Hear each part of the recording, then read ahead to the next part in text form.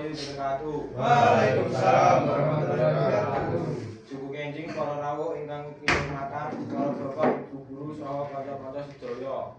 Alhamdulillah ing dinten punika kita saged bebarengan wonten ing papan punika kanthi sehat lan rahayu.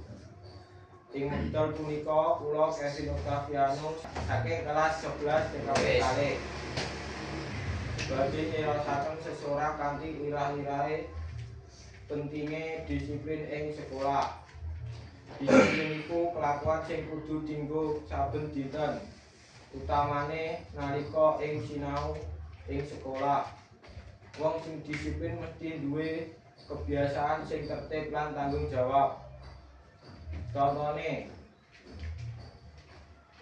teko sekolah pas wektu ngrampungke tugas kanthi becik,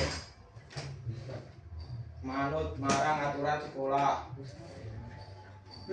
Yang kita biasa disiplin, mesti prestasine bakal luwih apik lan urip luwih tertib. Saliyane iku disiplin uga ngajari kita kanggo ngajeni wektu lan wong liya. Mekaten sesorah saking kula, mugi sedaya kanca-kanca saged nerapake disiplin ing saben kegiatan sekolah. Kula nyuwun ngapunten menawi wonten tutur tembung ingkang kirang sanging pangalih. Wassalamualaikum warahmatullahi wabarakatuh.